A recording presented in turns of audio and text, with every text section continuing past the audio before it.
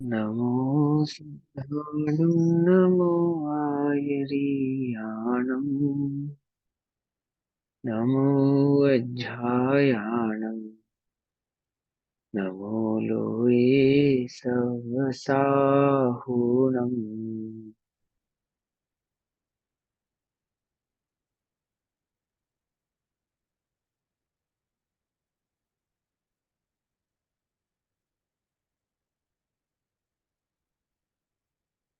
मङ्गलं भगवान् वीरो मङ्गलं गौतमो गणी मङ्गलं कुन्दकुन्दार्द्यो जैनधर्मोऽस्तु मङ्गलम्।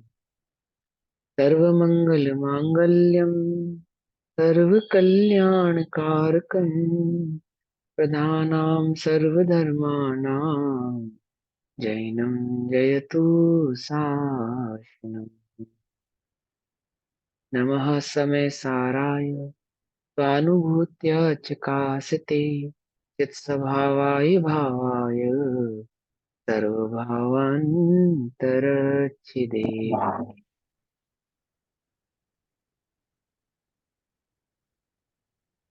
आरव।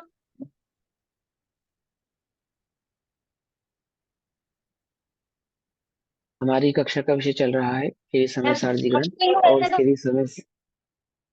श्री समय सारजी का स्वाध्याय हम सभी आचार्य अमृतचंद्र देव द्वारा रचित आत्मख्याति टीका के माध्यम से कर रहे हैं।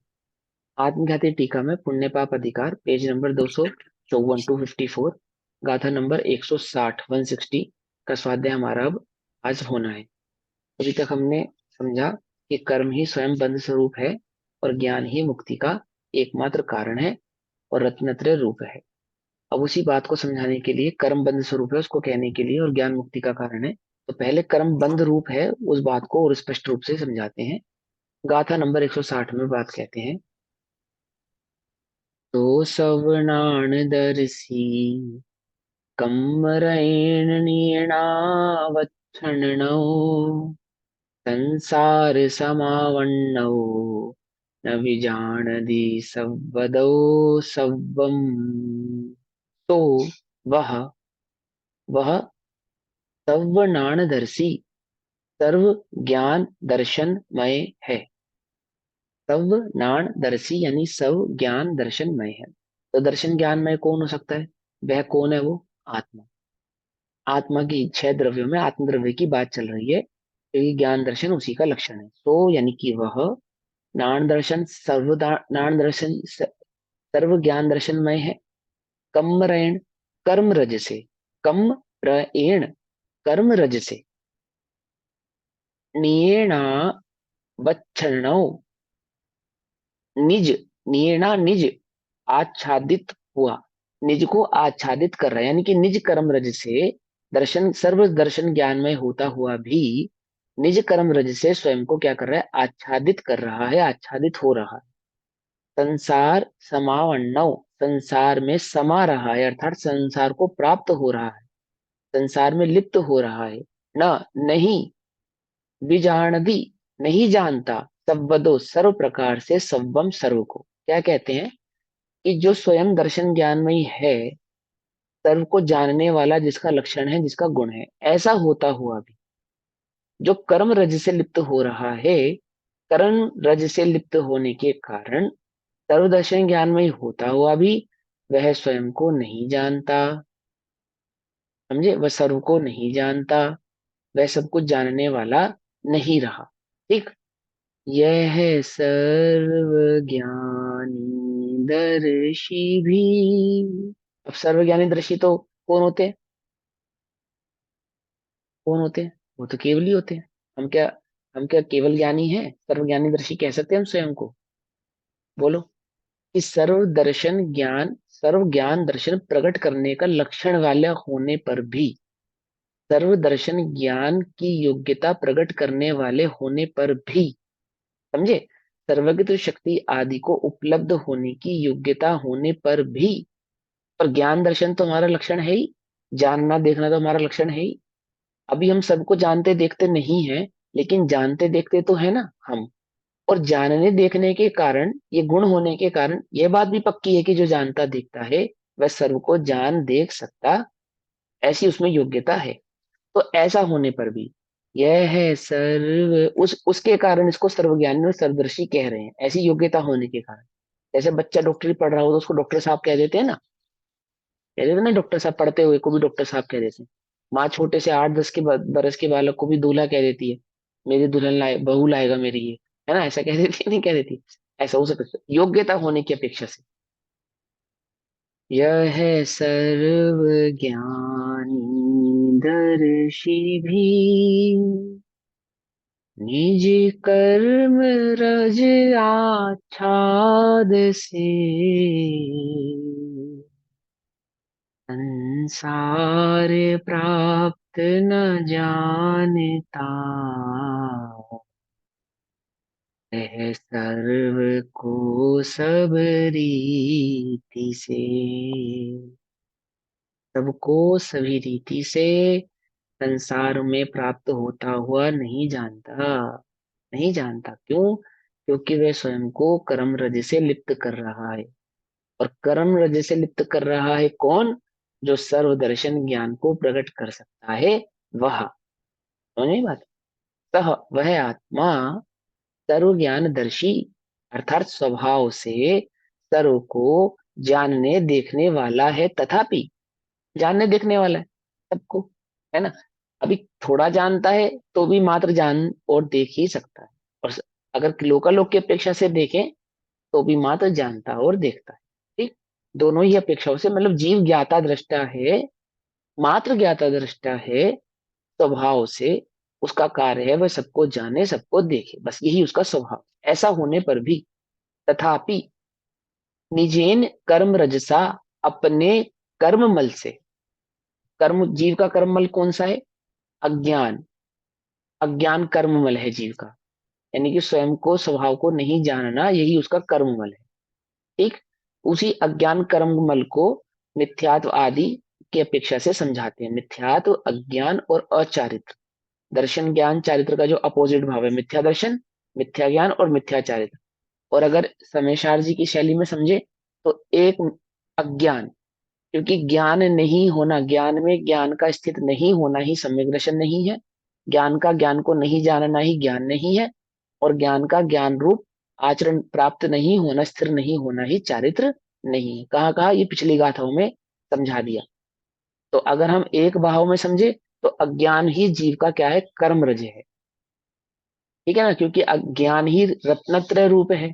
तो अज्ञान ही अरत्नत्रय, मिथ्या, मिथ्या दर्शन रूप है। मिथ्या ज्ञान, मिथ्या दर्शन, मिथ्या चारित्र रूप। पकड़ में ही बात है ना, समझ में ही बात। अज्ञान क्यों कहा यहाँ पे, अज्ञान कैसे समझाया कर्मरज? तो अपने कर्म मल से, अपने कर्म मल से अवच्छन्न, लिप्त होता हुआ, लिप्त होता हुआ अर्थात व्याप्त होता हुआ, अपने अज्ञान में लिप्त होता हुआ, अपने अज्ञान को व्याप्त होता हुआ, अज्ञान को प्राप्त होता हुआ, सबको जानने देखने वाला होने पर भी अपने अज्ञान को प्राप्त होता हुआ, लिप्त होता हुआ संसार को प्राप्त हुआ, संसार को प्राप्त हुआ, यानी कि संसार में परिभ्रमण कर रहा है। वह सर्व प्रकार से जानने देखने वाला होने पर भी सर्व प्रकार से सर्व को नहीं जानता। जानने देखने वाला होने पर भी सर्व प्रकार से सबको जानता नहीं है। क्यों? क्योंकि अपने अज्ञान मल से लिप्त हो रहा, निज कर्म रज मल से लिप्त हो रहा। समझ में आई बात? केवल ज्ञान प्रकट नहीं कर पा रहा, सम्यक दर्शन प्रकट नहीं कर पा रहा। क्यों नहीं कर पा रहा? अपने अज्ञान रजमल से लिप्त हो रहा। ठीक, जो स्वयं ही ज्ञान होने के कारण, जो स्वयं ज्ञान गुण का अधिष्ठाता होने के कारण, ज्ञानमय होने के कारण, ज्ञान स्वभावी होने के कारण विश्व को, लोकालोक को, सर्व पदार्थों को सामान्य विशेषतया जानने के स्वभाव वाला है।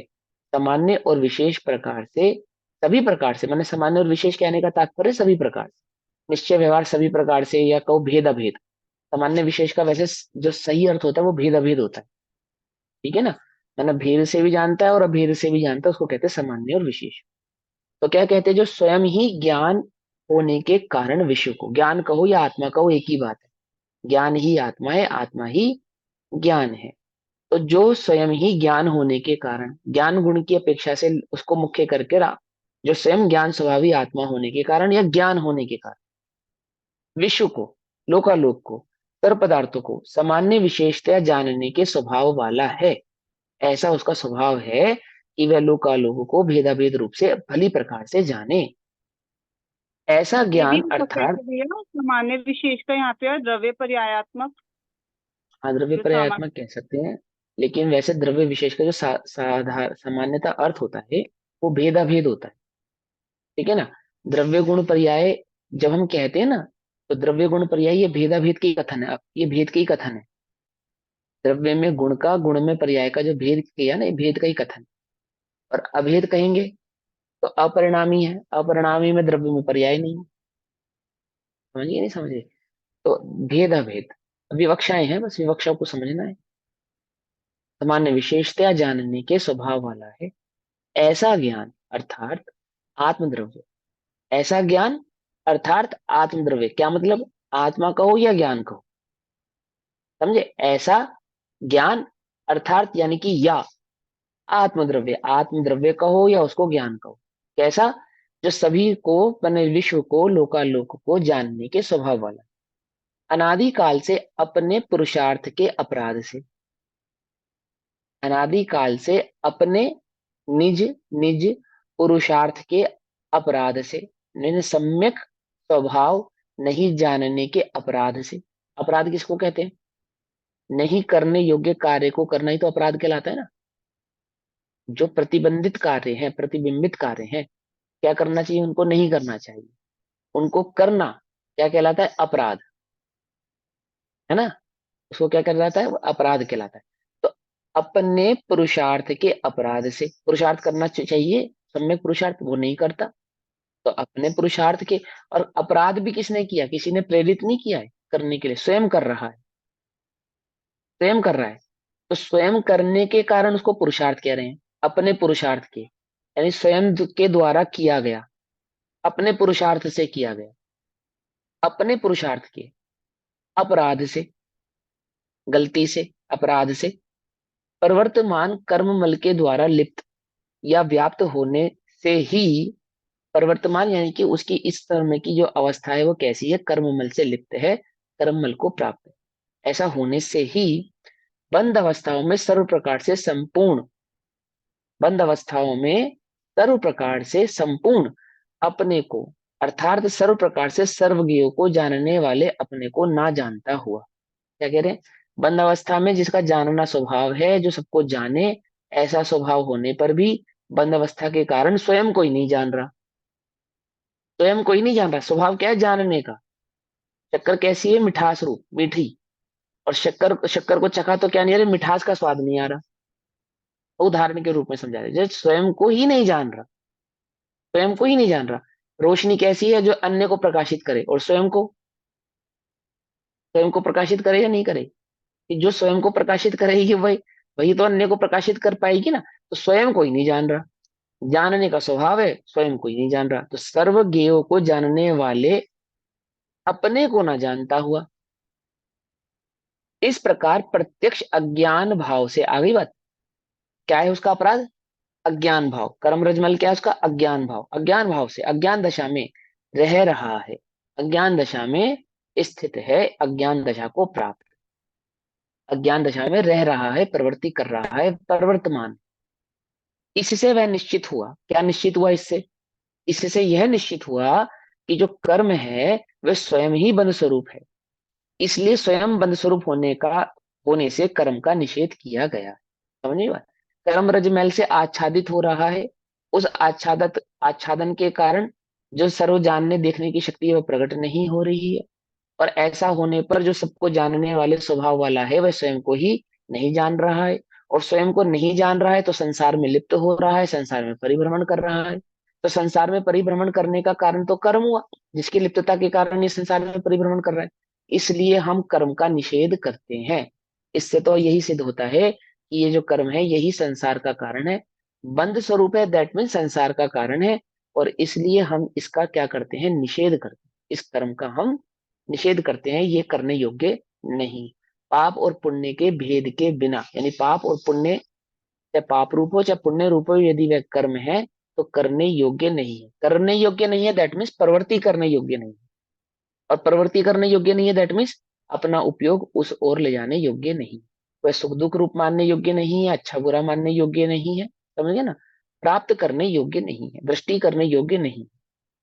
भावार्थ, यहाँ भी ज्ञान शब्द से आत्मा समझना चाहिए, है ना। वो तो हमने आपको ऊपर समझा ही दिया, ज्ञान का उच्च आत्मा को एक ही बात है। ज्ञान अर्थात आत्मद्रव्य स्वभाव से तो सबको देखने जानने वाला है। आत्मा अपने स्वभाव से तो कैसा है कि सबको जाने सबको देखे, ऐसा उस आत्म तत्व का स्वभाव। परंतु अनादि से स्वयं अपराधी होने के कारण, अपने ही द्वारा किए गए अपराध के कारण, स्वयं ही अपराध किए जा रहा है उसके कारण कर्म से आच्छादित है। कर्म कब आच्छादित करते हैं, यानी कर्म कब ढकते हैं इस आत्म तत्व को, जब ये आत्मा अपराध करता है। क्या अपराध है इसका? इस स्वभाव को नहीं जानना, स्वयं लक्ष्य नहीं करना, ये इसका अपराध है। ऐसा अपराध करने के कारण कर्म रज को प्राप्त होता है, कर्म मल को यह प्राप्त होता है। कर्म मल को प्राप्त होने से आच्छादित, कर्म मल से ढका हुआ क्या होता है कि अपने ज्ञान दर्शन गुण, यानी कि जो सबको जानता, जानने वाला जो गुण है, इसलिए वह अपने संपूर्ण स्वरूप को नहीं जानता, नहीं जानता। यो अज्ञान दशा में रह रहा है, इस प्रकार अज्ञान दशा में रह रहा है। इस प्रकार केवल ज्ञान स्वरूप अथवा मुक्त स्वरूप आत्मा, आत्मा का स्वभाव तो कैसा है, केवल ज्ञान को प्रकट करे, सिद्धत्व को प्राप्त करे। आत्मा का स्वभाव तो कैसा है कि वह सिद्ध दशा को प्रकट करे, सिद्धत्व को प्राप्त हो। ऐसा होने पर भी क्या कहते हैं कि केवल ज्ञान रूप अथवा मुक्त रूप आत्मा कर्ममल से लिप्त होने के कारण, होने से अज्ञान रूप अथवा बद्धता प्रवर्तता है, बद्ध रूप प्रवर्तता है। अज्ञान दशा रूप प्रवर्तता है, अर्थात बंध दशा में प्रवर्तता है, संसार दशा में प्रवर्तता है। इसलिए यह निश्चित हुआ कि कर्म स्वयं ही बंध स्वरूप है, अतः कर्म का निषेध किया गया है। इससे यह सिद्ध होता है कि ये कर्म ही बंध के कारण है, और जब तक आप कर्म का निषेध नहीं करेंगे तब तक आप संसार अवस्था को भी छोड़ सकते नहीं है, अबंध अवस्था को प्रकट प्राप्त कर सकते नहीं। ऐसा कहकर अब आगे की गाथा में कहते हैं 161, 162 और 163 में, सम्मत पड़ीणिबद्धम मिच्छतम जिणवरेहि परिकह्यम तस्सोदयेन जीवो मिच्छादिठीनादव्वौ नाणस्य पणे पड़ीणिबद्धम अननाणं जिणवरेहि परिकह्यम तस्सोदयेन जीवो अननानि होदिनादव्वौ चारित्परिणिबद्धम् कसायं जिणवरेहि परिकह्यम् तस्सोदयेन जीवो अचरितो होदीनादव्वौ। ना बहुत इजी है, बहुत एक लाइन से समझ जाओगे। पहली लाइन में बताया किसके कारण, दूसरी लाइन में बताया क्या होता है। पहली लाइन में इसके क्या कहते हैं, सम्मतपणि निबद्धम, सम्यक्त को प्रतिबंध करने वाला, सम्यक्त पणि निबद्धम, अर्थात सम्यक्त को प्रतिबंध करने वाला, यानी सम्यक्त को रोकने वाला, सम्यक दर्शन को रोकने वाला, सम्यक पणि निबद्धम, निबद्ध करने वाला, प्रतिबंध करने वाला, पणि निबद्धम। मिच्छतम अर्थात मिथ्यात्व है, जो सम्यक्त नहीं होने देता, सम्यक दर्शन प्रकट नहीं होने देता, वह मिथ्यात्व है। ठीक।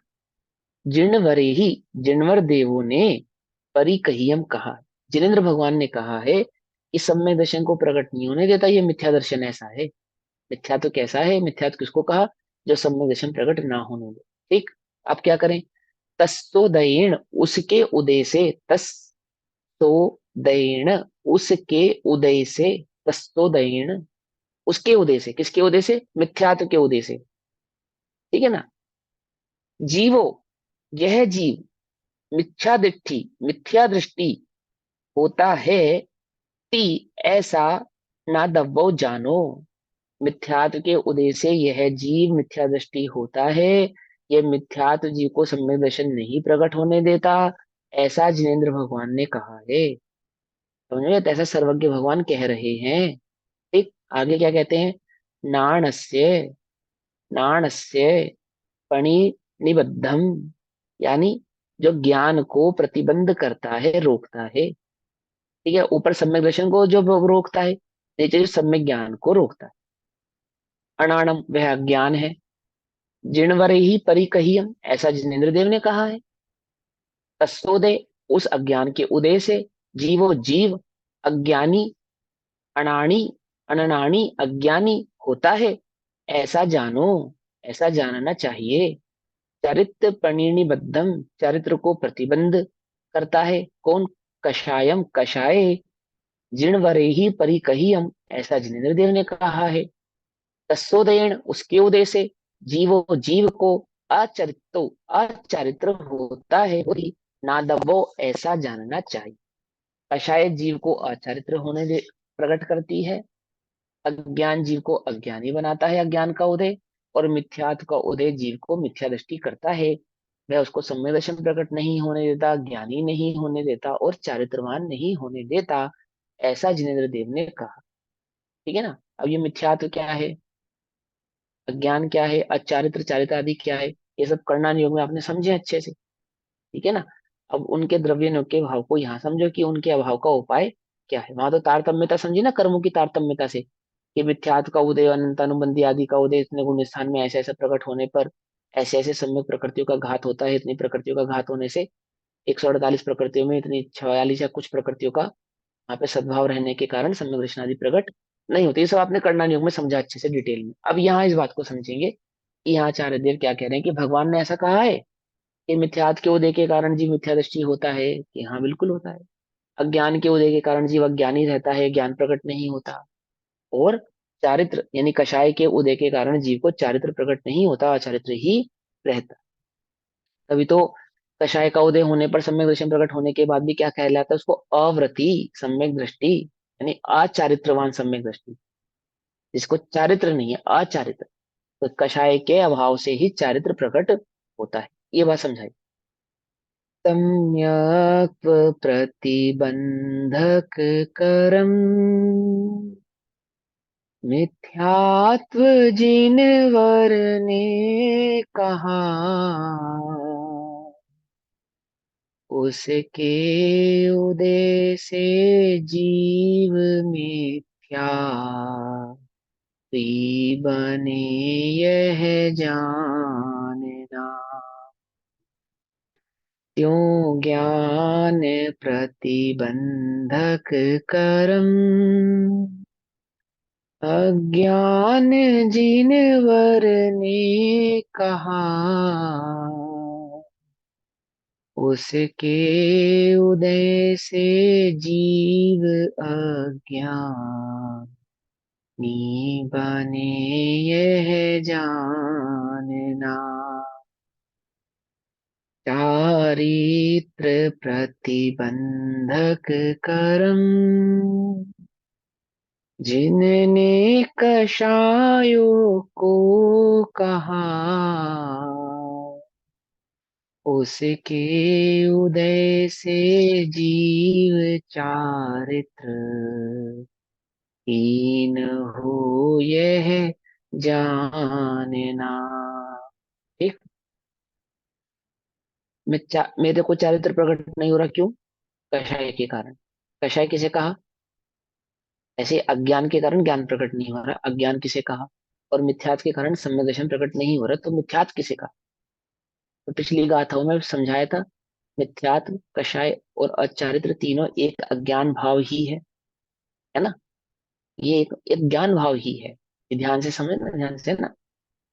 अब यह बतलाते हैं कि कर्म मोक्ष के कारण के तिरोधायी भाव स्वरूप अर्थात मिथ्यात्वादी भाव स्वरूप है।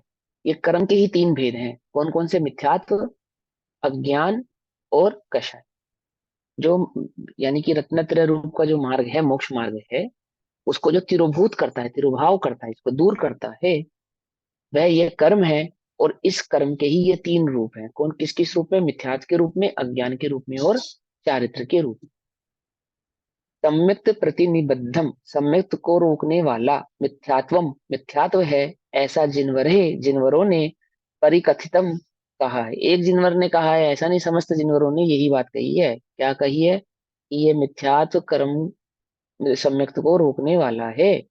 तस्य उदयन, उसके उदय से जीव मिथ्या दृष्टि होता है। इति ज्ञातव्य, ऐसा जानना चाहिए। ज्ञानस्य प्रतिनिबद्धम, ज्ञान को रोकने वाला अज्ञान है। ऐसा जिनवर है, जिनवरों ने परिकथितम कहा है। तस्य उदयन, उसके उदय से जीव अज्ञानी होता है। ज्ञातव्य, ऐसा जानना चाहिए। चारित्र प्रतिनिबद्धम, चारित्र को रोकने वाला कषाय है। ऐसा जिनवर है, जिनवरों ने परिकथित कहा है। तस्य उदयन, उसके उदय से जीव अचारित्रवान होता है, ऐसा जानना चाहिए। सम्यक्त, जो कि मोक्ष का कारण रूप स्वभाव, उसे रोकने वाला मिथ्यात्व है। यह मिथ्यात्व तो स्वयं कर्म ही है। कर्म कहो चाहे मिथ्यात्व कहो, एक ही बात है। कर्म चाहे कहो, ज्ञान कहो, एक ही बात है। कर्म कहो और कषाय कहो, एक ही बात है। ठीक है ना, कर्म ही है तीनों, तो कर्म के तीन भेद करके समझा रहे हैं यहाँ पे। सम्यक्त, जो कि मोक्ष के कारण रूप स्वभाव है, उसे रोकने वाला मिथ्यात्व है। सम्यक्त कैसा है? जो स्वभाव से ही मोक्ष को देने वाला है। सम्यक्त का स्वभाव ऐसा है जो स्वभाव से ही इस जीव को मुक्त करने वाला है। सम्यक दर्शन प्रकट होने से जीव को मुक्ति प्रकट होगी। कारण, तो कहते हैं सम्यक जो कि मोक्ष का कारण रूप स्वभाव है, उसे रोकने वाला कौन है? मिथ्यात्व है। उस कारण को रोकने वाला मिथ्यात्व है। वह मिथ्यात्व तो स्वयं कर्म ही है। उसके उदय से ही ज्ञान के मिथ्या दृष्टिपना होता है। किसके मिथ्या दृष्टिपना होता है? ज्ञान के। ज्ञान के मतलब आत्मा के। ठीक है, ज्ञान के मिथ्या दृष्टिपना होता है, कहने का तात्पर्य क्या? आत्मा के मिथ्या दृष्टिपना होता है। ज्ञान ही आत्मा है। ज्ञान जो कि मोक्ष का कारण रूप स्वभाव है। अब यहाँ ज्ञान गुण की अपेक्षा से कह रहे हैं। ठीक है, जो ज्ञान स्वयं ही कैसा है? सम्यक ज्ञान स्वभाव से ही मोक्ष को देने वाला है। जिसको सम्यक ज्ञान प्रकट होता है वो स्वतः, वह स्वभाव से ही मोक्ष अधिकारी हो जाता है। कारण है, उस ज्ञान को रोकने वाला अज्ञान है। वह तो स्वयं कर्म ही है। उसके उदय से भी ज्ञान के अज्ञानीपना होता है। उसके कर्म, उस उदय के अज्ञान के उदय के कारण आत्मा के अज्ञानीपना होता है। चारित्र, जो कि मोक्ष का कारण रूप स्वभाव है। चारित्र कैसा है? कि जो जीव को स्वभाव से ही मोक्ष प्रकट करने वाला है। रत्नत्र है ना। अब यहाँ पे भेद करके समझा रहे, वैसे अभेद तीनों एक ही है। दर्शन ज्ञान चारित्र का भेद व्यवहार से कहते हैं, वास्तव में तो ज्ञान दर्शन चारित्र एक ही है। उसके उदय से ही ज्ञान के अचारित्रपना होता है। इसके उदय से, कषाय के उदय से। तो चारित्र जो कि मोक्ष का कारण रूप स्वभाव है, उसे रोकने वाली कषाय है। वह तो स्वयं कर्म ही है। उसके उदय से ही ज्ञान के यानी कि आत्मा के अचारित्रपना होता है। इसलिए स्वयं मोक्ष के कारण का तिरोधाई भाव स्वरूप होने से कर्म का निषेध किया गया है। जो रोकने वाला है, तिरोधान करने वाला है, तिरोभावमयी है, ऐसे कर्म का हम निषेध करते हैं, क्योंकि वह मिथ्यात्व, ज्ञान और अचारित्र के रूप में स्वभाव से ही मोक्ष को रोकने वाला है। जहाँ की सम्यक दर्शन, सम्यक ज्ञान और सम्यक चारित्र स्वभाव से ही जीव को मोक्ष देने वाले हैं, मुक्त करने वाले। सम्यक दर्शन, ज्ञान और चारित्र मोक्ष के कारण रूप भाव है। उनसे विपरीत मिथ्यात्वादी भाव है। कर्म मिथ्यात्वादी भाव स्वरूप है। कर्म के ये तीनों भेद कर्म के ही हैं। इस प्रकार कर्म मोक्ष के कारणभूत भावों से विपरीत भाव रूप वाला है। पहले तीन गाथाओं में कहा था कि कर्म मोक्ष के कारण रूप भावों का सम्यक्तवादी का घातक है। तीन गाथाओं में क्या समझाया? कि जो जो सम्यक दर्शन आदि तीन भाव है, मोक्ष के कारण रूप है, उनको घात करने वाला है कौन? कर्म। कैसे? अब बात की गाथा में यह कहा है कि कर्म स्वयं ही बंध स्वरूप है। पहले तो कहा था वो घातने वाला है, और अब कह रहे हैं कि स्वयं ही घात घात स्वरूप है। बांधने वाला ही बंध स्वरूप होता है, घातने वाला ही घात स्वरूप होता है ना।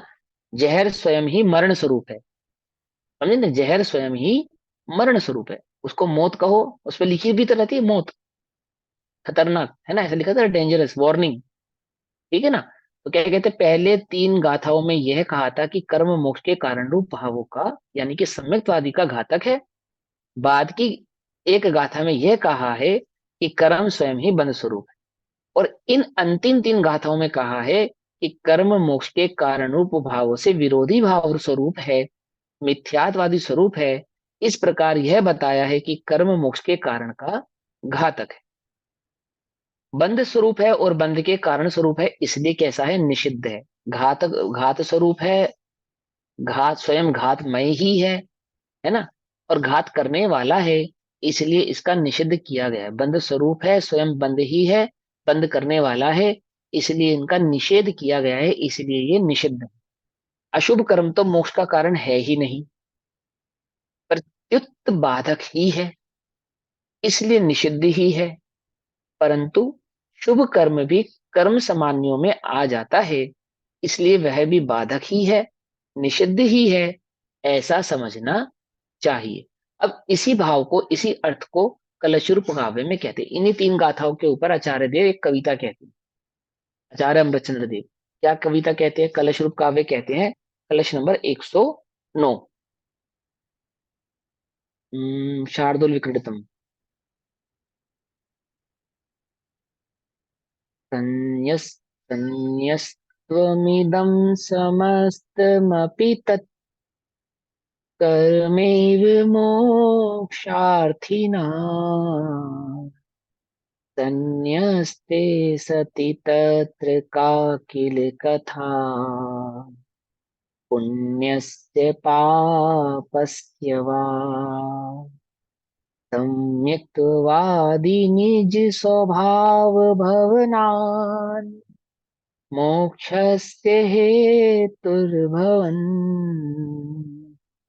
नैष्कर्मे प्रतिबद्ध मुद्दत रसन् ज्ञानं स्वयं धावति। क्या कहते हैं? मोक्षार्थिना इदम समस्तम अपि तत्कर्म एव संन्यस्तव्यम। अर्थात मोक्षार्थी को, मोक्षार्थी ना, मोक्षार्थी को यह, इदम यह, समस्त ही कर्म मात्र त्याग करने योग्य हैं। जो मोक्षार्थी हैं, मोक्ष के इच्छुक हैं, सम्यक दर्शन के इच्छुक हैं, जो संसार से मुक्ति पाना चाहते हैं, उन्हें चाहिए कि वे इस सर्व कर्मों को क्या कर दे? त्याग कर दे। कर्म मात्र का त्याग कर दें, पाप पुण्य का भेद किए बिना। कर्म मात्र का, कर्म जिसको संज्ञा है उसका त्याग कर, ये करने योग्य है। तन्यस्ते सति तत्र पुण्यस्य पापस्य वकील का कथा। तन्यस्ते, जहां समस्त कर्म का त्याग किया जाता है, फिर वहां पुण्य या पाप की क्या बात है? का कथा, उसकी फिर क्या कथा ही क्या रह गई? पाप की और पुण्य का कोई भेद ही क्या रह गया? जहां सभी कर्मों का त्याग कर दिया गया हो, वहां पाप और पुण्य का क्या भेद? कर्म मात्र त्याज्य है, तब फिर पाप पुण्य अच्छा है, पाप बुरा है, ऐसी बातों का अवकाश ही वहां पर कहाँ है? कर्म सामान्य में दोनों ही आ गए हैं। सम्यक्त तो आदि निज स्वभाव भवनात् मोक्षस्य हेतु भवन।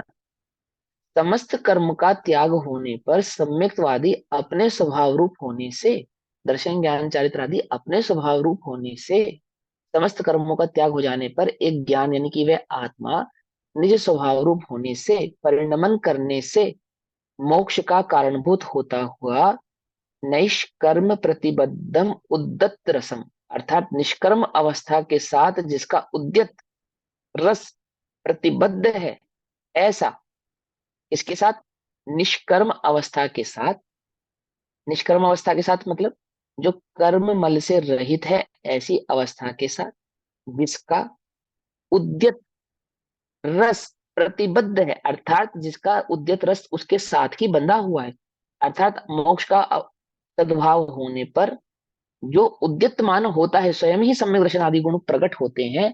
कर्म रज के मैल आदि के अभाव होने पर, मिथ्यात्वादि के अभाव होने पर उद्यत स्वयं ही प्रकट होते हैं। ज्ञानम, ज्ञान स्वयं अपने आप धावती, दौड़ता चला जाता है, स्वयं ही दौड़ता चला जाता है, कि उसका रस उद्यत रस है ना उसके अंदर, यानी सहज ही स्वाभाविक रूप से उसकी इस ही प्रकार की मैत्री है कि वह बढ़ता चला जाता है। कब? मिथ्यात्वादि का जो रोक है ना, प्रतिबंध, जैसे पानी का अवरोध हो जाता है, तो अवरोध को हटाने पर पानी कितनी तेजी से, स्वयं ही उद्यत रस जिसका प्रवर्तमान है, स्वयं ही आगे की ओर दौड़ने लगता है। कब? प्रतिरोध हटाने पर। ऐसे ही वह जो ज्ञान में प्रतिरोधक रूप से कौन कौन से बैठे हैं? मिथ्यात्व, अज्ञान और चारित्र का अभाव होने पर, हटाने पर, वह कर्म रज का अभाव होने पर, उसकी दृष्टि नहीं करने पर ज्ञान स्वयं ही दौड़ता चला जाता है, उद्यतमान होता चला जाता है, अर्थात सर्वदर्शन सर्वज्ञान सर्वज्ञत्वता को प्रकट करने लगता है। समझ में ही बात नहीं समझ में? कैसे कहा आचार्य देव ने, बड़े मस्त तरीके से एकदम। कर्म को दूर करके अपने सम्यक आदि स्वभाव रूप परिणमन करने से, है ना, कर्म को दूर करके, अर्थात कर्म का लक्ष्य नहीं करके, पाप पुण्य का लक्ष्य नहीं करता हुआ, अपने सम्यक आदि स्वभाव रूप परिणमन करने से, अर्थात अपने को समझता हुआ, जानता हुआ, अपने में रचता पचता हुआ, अपने उपयोग को अपने में लाता हुआ करने से मोक्ष का कारण रूप होने वाला अपने आप प्रकट होता है। मोक्ष को जो कारण रूप, मोक्ष को प्रकट करने का जो कारण है वो अपने आप प्रकट होता है। मतलब सम्यक दर्शन, सम्यक ज्ञान, सम्यक चारित्र आपो आप प्रकट होते हैं। कारण कहा था ना अभी पिछले की 3 गाथाओं में, जो मोक्ष का कारण है, सम्यक्त का कारण है ना, उसका प्रतिबद्ध करने वाला है, आदि आदि। तो क्या कहते हैं कि ये मोक्ष का कारण रूप है। मोक्ष के कारण रूप कौन है? रत्नत्रय, सम्यक दर्शन, सम्यक ज्ञान, सम्यक चारित्र। क्या होते हैं? वो अपने आप प्रकट होते हैं। कब? जब कर्म का क्या कर दिया जाता है? निषेध कर दिया जाता है। ठीक है ना? तब फिर उसे कौन रोक सकता है? कौन रोक पाएगा उस मोक्ष को, उस सर्वज्ञ तत्व भाव को कौन रोक पाएगा? अब आशंका उत्पन्न होती है कि जब तक अविरत सम्यक दृष्टि इत्यादि के कर्म का उदय रहता है, तब तक ज्ञान मोक्ष का कारण कैसे हो सकता है? यानी कि अविरत सम्यक दृष्टि, यानी कि जिसको चारित्र प्रकट नहीं हुआ है, ऐसा चौथे गुण स्थान आदि वाले सम्यक दृष्टि की, तो मिथ्यात्व का अभाव हो गया है। तो मिथ्यात्व का अभाव होने पर भी उसके मोक्ष का कारण कैसे हो सकता है? क्योंकि वहां पे तो अभी उसको चारित्र प्रकट नहीं हुआ है, ऐसा एक किसी ने शंका की। और कर्म तथा ज्ञान दोनों निमित्त से होने वाली शुभाशुभ परिणति तथा ज्ञान परिणति दोनों एक ही साथ कैसे रह सकती हैं? यानी कि कर्म परिणति भी रहती है और ज्ञान परिणति भी वहां पे रहती है। इसके समाधानार्थ काव्य कहते हैं। वो क्वेश्चन समझा देता हूँ पहले, फिर काव्य समझ में आ जाएगा। चौथे गुण स्थान में सम्यक दर्शन प्रकट होने पर सम्यक चारित्र प्रकट नहीं हुआ है, ऐसा कहा गया है। ठीक है ना? वास्तव में तो ऐसा नहीं होता है, लेकिन यहाँ पे कषाय की अपेक्षा से यहाँ पे कह रहे हैं, तो वहां पे समझना पड़ेगा हमें कि उसको अव्रति कहते हैं ना, कषायवान कहते हैं, अचारित्र उसको कहते हैं। तो ऐसी स्थिति में वो पाप और पुण्य में प्रवृत्ति करता हुआ दिखाई देता है, ज्ञान मात्र में प्रवृत्ति करता हुआ दिखाई नहीं देता। हाँ, लेकिन उसको सम्यक दर्शन प्रकट हो गया है, ये बात भी पक्की है। जिस भाव होने पर सम्यक दर्शन तो प्रकट हुआ है, परंतु कषाय का भाव होने से जो चारित्र प्रकट होता है, ऐसी अवस्था में उसके साथ क्या हो रहा है कि ज्ञान और कर्म पर दोनों ही एक साथ हो रही है। ज्ञान परिणति और कर्म परिणति दोनों ही एक साथ हो रही है। ऐसे कैसे हो सकता है कि ज्ञान परिणति और कर्म परिणति, यानी कि मोक्ष परिणति और बंध परिणति दोनों एक साथ रहे? इसका इन्होंने एक क्वेश्चन उठाया। तो उसका समाधान करने के लिए यहाँ पे काव्य के रूप में उसको कहते हैं। काव्य नंबर 110, कलश नंबर 110 में, यावत् पाकमुपैति कर्म विरतिर् ज्ञानस्य सम्यक् न सा कर्म ज्ञान समुच्चयोपि विहितस्ता वन्न काचेतच्छति किन्त्वत्रापि समुल्ल सत्यवशतौ यत् कर्म बन्धाय तन्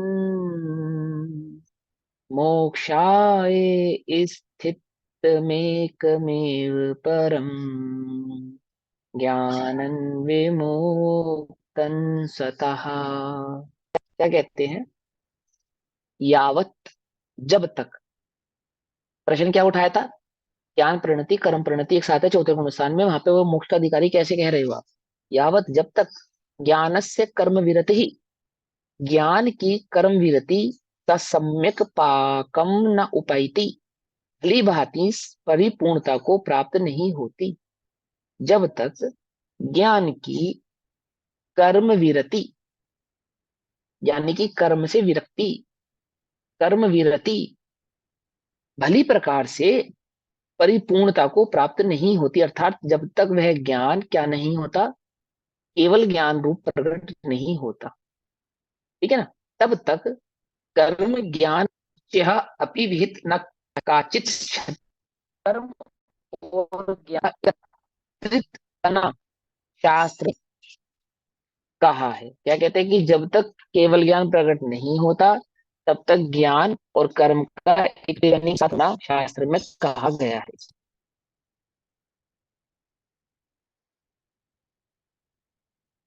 शास्त्र में कहा गया है कि एकत्रित रहने किसी क्षति वॉइस विरोध स्लो आ नहीं। रही है भैया। अभी भी स्लो है ठीक है। ना। हाँ, क्या कहते हैं कि जब तक ज्ञान केवल ज्ञान में प्रकट नहीं होता तब तक ज्ञान और कर्म एक साथ रहते हैं, और उनके एक साथ रहने में कोई भी क्षति या विरोध नहीं है, कोई क्षति विरोध होता नहीं। किंतु अत्रपि यहाँ इतना विशेष जानना चाहिए कि आत्मा में अवश्यतः यत कर्म तमुल्य सती, अवश्यपने जो कर्म प्रकट होता है, तत् बंधाए वह तो बंध का कारण है। अवश्यपने, अवश्यपने मतलब जो तीव्र उदय प्रधान है, तीव्र उदय प्रधान है ना, वह तो जो जिसमें आत्मा का अपना वश नहीं है ना, अर्थात जिसमें सम्यक आदि का उपयोग स्थिर नहीं हो पा रहा है, ऐसा जो तीव्र कर्म का उदय होता है, अवश्यपने जो कर्म प्रकट होता है, तत् बंधा है वह तो बंध का कारण है। और मोक्ष, मोक्षाय अर्थात मोक्ष का कारण तो एकम एव परमम ज्ञानम स्थितम, जो एक परम ज्ञान है वह एक ही है। स्वतः विमुक्तम, जो कि स्वतः विमुक्त है, अर्थात तीनों काल पर द्रव्य भावों से भिन्न है। देखो क्या कह रहे, समझाते तो वो सिंपल सी बात कह रहे हैं।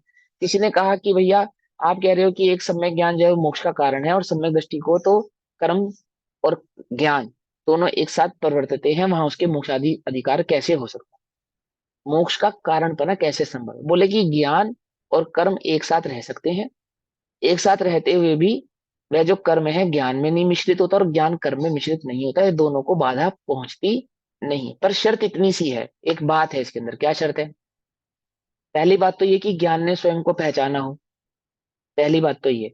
दूसरी बात, कर्म इतना तेज तीव्रता से हावी ना हो कि वह ज्ञान पे हावी हो जाए, है ना, उसका तीव्र इतना उदय ना हो कि वह ज्ञान को फिर से आच्छादित करने की कोशिश करे या कर ले, क्योंकि ऐसा होने पर तो वह बंध स्वरूप हो सकता है, परंतु ज्ञान तो एकमात्र मुक्त स्वरूप ही होने से कर्म के रहते हुए भी कभी बंध का कारण बनता नहीं है, वह स्वयं एकमात्र मुक्ति का ही कारण रहता है। अब कहते हैं जब तक यथाख्यात चारित्र नहीं होता, यथाख्यात चारित्र नहीं होता मतलब जब तक केवल ज्ञान प्रकट नहीं होता, केवल दर्शन प्रकट नहीं होता, है ना, सर्वदर्शीपना प्रकट नहीं होता। हाँ पूछो, क्वेश्चन पूछना कुछ। हाँ, यहाँ अवश्य पने का मतलब कि तीव्र बना, जो हाँ बस, अवश्य हाँ अवश्य। कर्म की अवशपना जिसपे अपना कोई वश ना चले। ओ हाँ, ठीक ठीक, समझ। ठीक है ना, जिसपे हाँ अवश, जिसपे हमारा वश ना चले उसको अवशपना कहते हैं। सम्यक दृष्टि रामचंद्र जी है ना, है एक सम्यक दृष्टि, उनका वश ही नहीं चल रहा अपने ऊपर, तभी तो क्या कर रहे हैं वो, लक्ष्मण को कंधे पे लिए लिए घूम रहे हैं, सीता के लिए रोते रोते फिर रहे हैं, है ना। अवशपना, अपना वश नहीं चल रहा उसपे, ज्ञान जानता है ये सब सही नहीं है, ऐसा जानते हुए भी अवशपना। ऐसा जब तक यथाख्यात चारित्र नहीं होता तब तक सम्यक दृष्टि के दो धाराएं रहती हैं, सम्यक दृष्टि जीव के दो धाराएं रहती हैं, शुभाशुभ कर्म धारा और ज्ञान धारा, माने उसके उपयोग में दो प्रकार की प्रवृत्ति पाई जाती है, शुभाशुभ प्रवृत्ति और ज्ञान प्रवृत्ति। ठीक है ना। और ये कब तक रहती है ये दो धाराएं? जब तक केवल ज्ञान प्रकट नहीं होता तब तक ये दो धाराएं रहती हैं, खाली चौथे गुण स्थान में रहती है ऐसा नहीं, पांचवें में भी, छठे में भी, सातवें में भी, आठवें में भी, नौवें में। अंतर इतना है कि एक धारा घटती जाती है और एक धारा बढ़ती जाती है। गुण स्थान के बढ़ने से ज्ञान धारा बढ़ती जाती है, कर्म धारा घटती जाती है। ठीक है ना। पहले पहले मिथ्यात्व की अवस्था में तो एक ही धारा है, कर्म धारा। चौथे गुण स्थान में आते हैं तो दो धाराएं हो जाती हैं, ज्ञान धारा और कर्म धारा। और गुण स्थान बढ़ाता जाता है, कर्म धारा घटाता जाता है, ज्ञान धारा बढ़ाता जाता है। समझ में आ गई बात? सिंपल सी बात है ना। तो शुभाशुभ कर्म धारा और ज्ञान धारा, उन दोनों के एक साथ रहने में कोई भी विरोध नहीं है, उनके साथ रहने में कोई विरोध नहीं है। कर्म धारा के होने में और सर्वज्ञता प्रकट होने में तो विरोध है, लेकिन ज्ञान धारा और कर्म धारा के साथ रहने में कोई विरोध नहीं है कि वह ज्ञान में कोई गड़बड़ कर दे, ऐसा नहीं। जैसे मिथ्या ज्ञान और सम्यक ज्ञान के परस्पर विरोध है, वैसे कर्म सामान्य और ज्ञान के विरोध नहीं। समझ नहीं बात? माने सम्यक ज्ञान और मिथ्या ज्ञान एक साथ नहीं रह सकते, लेकिन सामान्य कर्म धारा और ज्ञान धारा एक साथ रह सकते हैं, यानी कि शुभाशुभ परिणाम, सामान्यता, और वह आत्म तत्व को जानने के कारण जो सम्यक ज्ञान प्रकट हुआ है, ऐसा ये दोनों एक साथ रह सकते हैं। ऐसी स्थिति में कर्म अपना कार्य करता है। कर्म अपना कार्य करता है अर्थात उदय आदि अवस्थाओं को प्राप्त होता है। ठीक है ना। जितनी जितनी अवस्थाओं में उदय होना चाहिए उतनी उतनी अवस्थाओं में उदय आदि को प्राप्त होता है। जितनी जितनी अवस्थाओं में बंद आदि को प्राप्त होना चाहिए उतनी उतनी अवस्थाओं में बंद आदि को भी प्राप्त होता है। ठीक है ना। कर्म अपना काम करता रहता है और ज्ञान अपना कार्य करता रहता है। जितनी ज्ञान की सामर्थ्य हुई है, जितना सम्यकपना ज्ञान में प्रकट हुआ है, अर्थात वह जितनी जितनी कर्म प्रकृतियों को रोक सकता है, अभाव रूप कर सकता है, उतनी उतनी कर्म प्रकृतियों को वह अभाव ही रखता है। जितनी जितनी कर्म प्रकृतियों का उदय उसमें नहीं आ सकता उतनी उतनी कर्म प्रकृतियों को उसमें उदय आने नहीं देता। ये कौन कर रहा है? ये ज्ञान कर रहा है। कर्म अपना कार्य कर रहा है, ज्ञान अपना कार्य कर। पकड़ में मत। है ना। ऐसा होता है ना, लड्डू में खीर में सही से शक्कर ना मिलाई जाए तो खीर में दो स्वाद आते नहीं आते, दो धाराएं हो जाती है ना। लड्डू में दो स्वाद आते नहीं आते हैं कि भैया हमने तो कभी ऐसे लड्डू नहीं बनाए। जब तुमने बनाने शुरू करे होंगे तब तो बनाए होंगे, आधा मीठा आधा फीका क्या। दो धाराएं समझ में आई नहीं? समझ अगर ठीक से ना मिश्रण किया जाए तो आधा फीका आधा मीठा हो जाता है, नहीं हो जाता? गलत तो नहीं कह रहा मैं, ऐसा हो जाता है, हालांकि हमने खाई नहीं है। तो क्या कहते हैं? अपना कार्य करता है, वह अपना कार्य करता है, वह अपना कार्य करता है।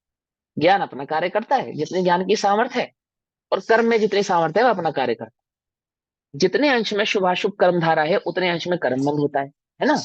जितने अंश में कर्म अपना कार्य कर रहा है उतने अंश में वह उदय उदीर्णा बंद आदि अवस्थाओं को प्राप्त होता है।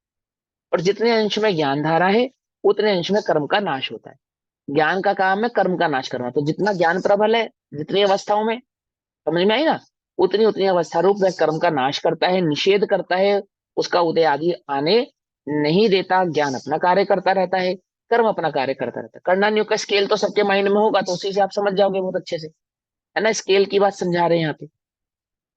विषय कषाय के विकल्प या वर्त नियम के विकल्प अथवा शुद्ध स्वरूप का विचार तक भी कर्म बंध का कारण है।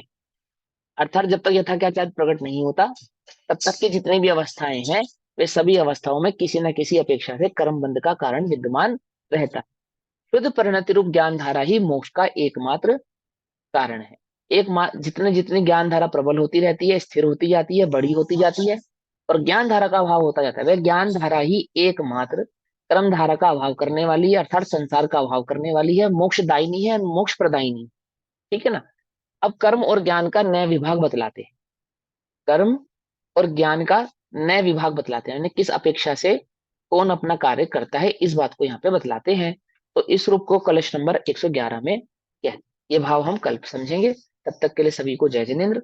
ओम नमः सिद्धेभ्यः। अभी समय हुआ। निज निधि निज में बताई, यह अनंत उपकार है, उसके लिए जिनवाणी माँ को वंदना शत बार। नमो